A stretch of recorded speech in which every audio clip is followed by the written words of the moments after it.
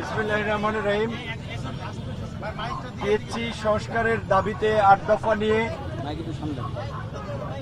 PHC সংস্কারের দাবিতে ৮ দফা নিয়ে শিক্ষার্থীদের আন্দোলনে শিক্ষার্থীদের প্রতিনিধি হিসেবে দীর্ঘ ২৮ বছর পরে ডাকসুতে ভিপি পদে নির্বাচিত হয়েছি। সেই ছাত্রদের নেতা হিসেবে ছাত্রদের এই যৌক্তিক দাবিকে পরিপূর্ণভাবে সমর্থন করছি এবং আপনারা দেখেছেন আমরাও যখন সেই ২০১৮ সালের কোটা সংস্কার আন্দোলন থেকে বিভিন্ন সময়ে ছাত্রদের চাকরির পরীক্ষায় স্বচ্ছতা আনায়ন কিংবা নিয়োগের দুর্নীতি রোধ করা, চাকরির আবেদন ফি নামে যে গলা কাটা ফি নেওয়া হয় সেগুলো থেকে পরিত্রাণের জন্য অনেক কথা বলেছি, অনেক কর্মসূচি দিয়েছি। কিছু কিছু জায়গা হয়তো পরিবর্তন হয়েছে, আমরা সবটা করতে পারি নাই।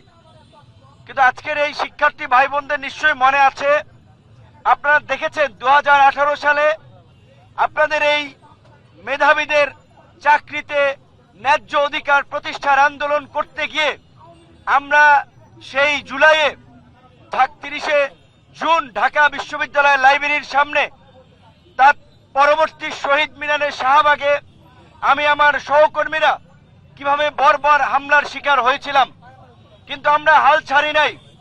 আমরা ২০১৮ সালের ১৭ই ফেব্রুয়ারি আন্দোলন শুরু করেছিলাম।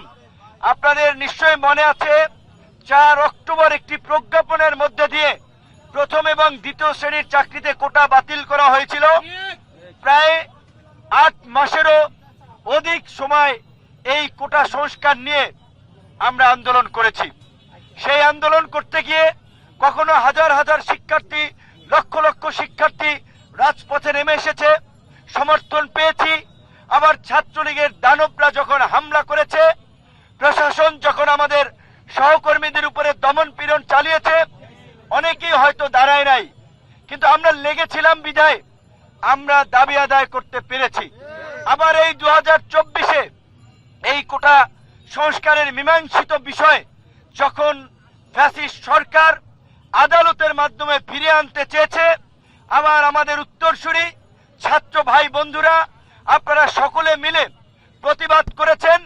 শেষ পর্যন্ত বাংলাদেশের ইতিহাস বদলে গিয়েছে। এই বদলে যাওয়া ইতিহাসের নায়কেরা, মানে এই বদলের নায়কেরা, এই নতুন ইতিহাস যারা রচনা করেছে, যেই বৈষম্য নিরসন করার জন্য বৈষম্য বিরোধী আন্দোলনের মধ্য দিয়ে একটি রেজিমের পতন হয়েছে, সেই সময়ে বিভিন্ন শিক্ষা প্রতিষ্ঠানের শিক্ষার্থীরা তাদের অধিকারের কথা বলতে গিয়ে বিশ্ববিদ্যালয় থেকে বহিষ্কার হবে, এই রাজু ভাস্কর্যের ধুলাবালির মধ্যে অনশন করবে, এই ধরনের পরিস্থিতি বা চিত্র আমরা প্রত্যাশা করি নাই। কিন্তু বাস্তবতা আমরা দেখি যে আসলে যেই যায় লঙ্কায় সেই হয় রাবণ। শিক্ষার্থীদের পাশে কিংবা শিক্ষার্থীদের সমর্থন নিয়ে নেতা হয়, সরকার গঠন হয়, কিন্তু শিক্ষার্থীদের আবার দাবি আদায়ের জন্য রাস্তায় নামতে আপনারা দেখেছেন।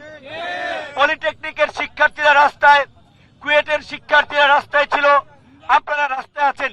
কিন্তু আমি সরকারকে একটা কথা বলতে চাই, ২০১৮ সাল তথা এই কোটা সংস্কার আন্দোলনে আমরা নেতৃত্ব দিয়েছিলাম। আমরা জানি সত্যিকার অর্থে আজকের এই পরিবর্তিত বাংলাদেশের পেছনে যারা সবচেয়ে বেশি ভূমিকা রেখেছে এই লাইব্রেরি পড়ুয়া ছাত্ররা। এই লাইব্রেরি পড়ুয়া ছাত্ররা শুধু নিজেদের চাকরির কথা ভেবেই রাজপথে নামে নাই। যখন আমাদের উপরে হামলা হয়েছে এবং সর্বশেষ যখন এই জুলাইও ১ দফার ঘোষণা হয়েছে, এই লাইব্রেরি পড়ুয়া চাকরি প্রত্যাশী শিক্ষার্থীরাই কিন্তু এই আন্দোলনকে বেগবান করেছে, ত্বরান্বিত করেছে। আজকে এই পিএসসি সংস্কারের যে ৮ দফা দাবি, আমরা মনে করি শুধুমাত্র পিএসসি না, সরকারি বিভিন্ন নিয়োগে যে অস্বচ্ছতা রয়েছে সেটাকে পরিপূর্ণভাবে স্বচ্ছ করা দরকার। আপনারা তো লক্ষ্য করবেন, শিক্ষার্থী বন্ধুদেরকে বলবো, আপনারা ডিসি অফিসে যান, এসপি অফিসে যান, ইউনো অফিসে যান, প্রশাসন একেবারে ভালো হয়ে যায় নাই। আগেও যে দলবাজি ছিল, এখনো তাদের মধ্যে ওই দলবাজি মনোভাব লক্ষ্য করা যাচ্ছে। সেটা বিশ্ববিদ্যালয়ের ভাইস চ্যান্সেলর থেকে শুরু করে সেটা বিভিন্ন প্রতিষ্ঠানে যারা দায়িত্বরত আছে তাদের মধ্যে আমরা এই দলবাজির মনোভাব দেখতে পাই। তো এই যে ভাইবার নাম্বার সহ যারা বিসিএস ক্যাডার হিসেবে নির্বাচিত হয় তারা প্রিলিতে কত পেয়েছে, লিখিততে কত পেয়েছে, ভাইভাই কত পেয়েছে, এইটা প্রকাশ করতে সমস্যা কোথায়? এই দাবি তো অযৌক্তিক না, এই দাবি যৌক্তিক। বরঞ্চ এই যৌক্তিক দাবিকে অ্যাভয়েড করাটা হচ্ছে অযৌক্তিক, অন্যায় এবং অবিচার। তাই আমরা মনে করি এই যে ৮ দফা দাবির মধ্যে তাদের যে দাবি পিএসসির এই যে ভাইবা আগে যেটা ছিল 50 সেটাকে আওয়ামী আমলে 200 নাম্বার করা হয়েছে এই ছাত্রলীগের ছেলেদেরকে চাকরি দেওয়ার জন্য। আমি মনে করি এই ভাইবার নাম্বার 85 আবার করে নিয়ে আসা দরকার। তারপরে আপনারা এখানে ছাত্র বন্ধুরা দাবি জানিয়েছে 100, সেটা হলেও চলে, কিন্তু 200 নাম্বার ভাইভাই একেবারেই অযৌক্তিক। কারণ আপনাদের বুঝতে হবে আপনার মামু খালু নাই, আপনার তদবির করার কেউ নাই, আপনারা দেবে 200-র মধ্যে 50-60, আর যার তদবির আছে তারা দেবে 150, 180, 190। তাহলে যেখানে 0.5 মার্কসের কারণে বিশ্ববিদ্যালয়ে চান্স পায় না সেখানে 100, 150, 190 নাম্বার দিয়ে কিন্তু অনেককেই আপনার দিক থেকে এগিয়ে নেওয়া সম্ভব। এই দাবিতে আপনারা অনড় থাকবেন, অবশ্যই দাবি আদায় হবে। দ্বিতীয়ত এই যে প্রশ্ন ফাঁসের যে চক্র আমরা দীর্ঘদিন ধরে লক্ষ্য করছি, ঢাকা বিশ্ববিদ্যালয়ের পরীক্ষার প্রশ্নপত্র ফাঁস, মেডিকেলের প্রশ্নপত্র ফাঁস, সর্বশেষ মেধাবীদের যে একটা আশা আকাঙ্ক্ষার জায়গা ছিল যে পিএসসির পরীক্ষাটা নিরপেক্ষ হয়, আমরা সেখানে দেখলাম একজন ড্রাইভার পিএসসির প্রশ্নপত্র ফাঁস করে। এই ড্রাইভারের সাথে আরো কারা কারা জড়িত ছিল, এই প্রশ্ন ফাঁসের কারা চাকরিতে পরীক্ষা দিয়ে চাকরিতে ঢুকেছে সেই বিষয়ে কিন্তু ওইভাবে ইনভেস্টিগেশন করা হয় নাই। এখন যদি ঢালাওভাবে পরীক্ষাগুলো বাদ দেওয়া হয় তাহলে এটা শিক্ষার্থীদের প্রতি অবিচার করা হবে। যারা এই প্রশ্ন ফাঁসের মাধ্যমে চাকরিতে ঢুকেছে প্রমাণের ভিত্তিতে তাদেরকে চাকরিচ্যুত করার আমরা দাবি জানাই।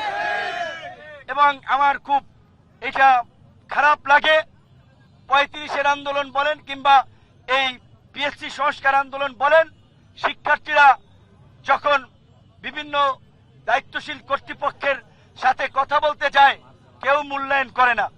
একটা স্মারকলিপি দিলে সেইখানেও ঘাড় ধাক্কাধাক্কি করা হয় এবং একটা যৌক্তিক আন্দোলন করলে লাঠিচার্জ করা হয়। এই পুলিশ প্রশাসনকে আমরা পরিষ্কারভাবেই জানিয়ে দিতে চাই, শিক্ষার্থীদের একটা বিদ্রোহ বিপ্লবের মাধ্যমে এই জুলাই পরিবর্তন চোখের সামনে আপনারা দেখেছেন। কাজে শিক্ষার্থীদের সাথে আচরণের ক্ষেত্রে অবশ্যই আপনারা সহানুভূতিশীল এবং সহনশীল হবেন, অন্যথায় শিক্ষার্থীরা যদি গরম হয়ে যায় সারা বাংলাদেশ কিন্তু জ্বলে উঠবে। এখানে পিএসসিতে এই যে আরেকটা আমলাতান্ত্রিক জটিলতা, একটা বিসিএস নিয়োগের ক্ষেত্রে 3-4 বছর লেগে যায়।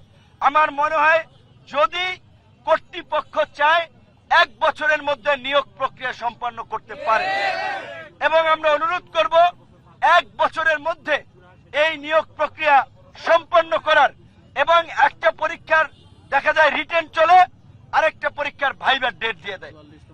এইটা একটা প্রহসন, এটা আমি মনে করি একেবারে বিবেকহীন কাজ। এটা তো তারা শিক্ষিত মানুষ, উচ্চ শিক্ষিত মানুষ, তাদের তো এটা আমলে নেওয়া দরকার যে স্বাভাবিকভাবেই শিক্ষার্থীরা একটা যে সময় পরীক্ষা দিচ্ছে আরেকটা পরীক্ষার জন্য ডাকা হলে দুই দিক থেকে মানসিক চাপ।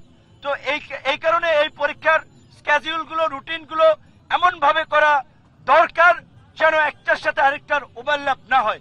সেই ক্ষেত্রে আমি মনে করি আমরা যেমন 2018 সালে কোটা সংস্কার আন্দোলনের মধ্য দিয়ে এই ফ্যাসিবাদী রাষ্ট্র কাঠামো সংস্কারে শেষ পর্যন্ত এই জুলাইয়ের এই কোটা সংস্কার আন্দোলনকে কেন্দ্র করে একটা গণ অভ্যুত্থানের মধ্যে দিয়ে নতুন বাংলাদেশ রচনা হয়েছে। আপনাদের এই পিএসসি সংস্কার আন্দোলনের মধ্যে দিয়ে সরকারি বেসরকারি সকল চাকরিতে মেধাবীদের একটা ন্যায্য অধিকার প্রতিষ্ঠিত হবে। আপনাদের এই আন্দোলনের সাথে আমরা আছি, আমরা পরিপূর্ণভাবে সমর্থন করছি। যথাযথ কর্তৃপক্ষকে বলবো তাদের এই যৌক্তিক দাবি কিভাবে অ্যাড্রেস করা যায়, কিভাবে ইমপ্লিমেন্ট করা যায় সেই বিষয়ে আপনারা নজর দিন। আপনারা ভাববেন না এসি রুমের মধ্যে বসে থেকে আমলাতান্ত্রিক জটিলতা করবেন, কমিটি করবেন, প্রতিবেদন দেবে, এইগুলা করতে করতে 6 মাস লাগাবেন। শিক্ষার্থীরা কিন্তু এত সময় দিবে না, কারণ আমাদের অনেক অভিজ্ঞতা আছে। একটা চলন্ত আন্দোলন একবার যদি থেমে যায় এই কর্তৃপক্ষ আর কথা রাখে না। তাই আমি আপনাদেরকে বলবো, আপনারা যেহেতু নেমেছেন, অনশন করছেন, আপনাদের অধিকার আদায় করে ঘরে ফিরবেন। আমাকে আজকে আমার সাথে গতকালকে যোগাযোগ করা হয়েছে, আমরা আজকে পঞ্চগড়ে ছিলাম সকালে, সেখান থেকে এসে আপনাদের সাথে জয়েন করেছি। যে কোনো সময় আপনারা ডাকবেন, আমরা আছি। ধন্যবাদ।